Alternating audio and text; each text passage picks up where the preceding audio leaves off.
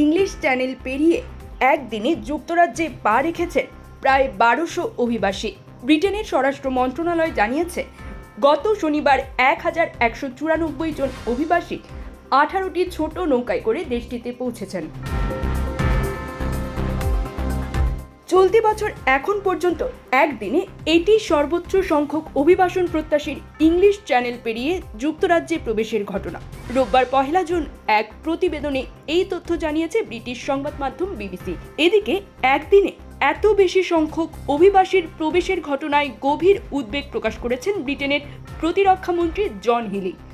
তিনি স্কাই নিউজের একটি টক শোতে বলেন, গত ৫ বছরে যুক্তরাজ্য তার সীমান্ত নিয়ন্ত্রণ হারিয়েছে।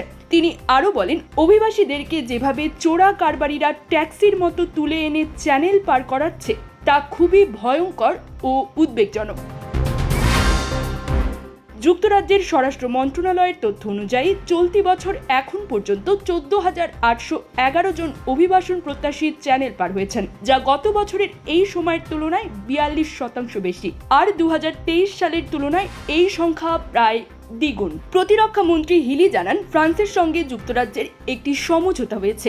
শনিবার ফরাসি কর্তৃপক্ষ ১৮৪ জনকে উদ্ধার করেছে এবং এখন তারা নতুন কৌশলে কাজ করতে শুরু করছে, যাতে নৌকা ছাড়ার আগেই পাচারকারীদের আটকানো যায়।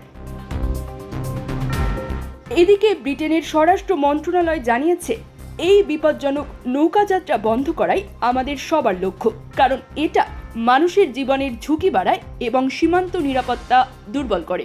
মানব পাচারকারীরা এসব অসহায় মানুষের প্রাণ যাবে কিনা তা নিয়ে ভাবে না, তারা শুধু টাকা চায়। আমরা তাদের ব্যবসার সব পর্যায়ে আঘাত হানতে এবং বিচারের মুখোমুখি করতে কিছুই বাদ রাখবো না। ব্রিটিশ সরকার জানায়, এই লক্ষ্যে তারা একটি গুরুত্বপূর্ণ এবং সুসংগঠিত পরিকল্পনা হাতে নিয়েছে, যাতে এই চক্রগুলোর কার্যক্রম পুরোপুরি ভেঙে ফেলা যায়। News desk, Prabasan news.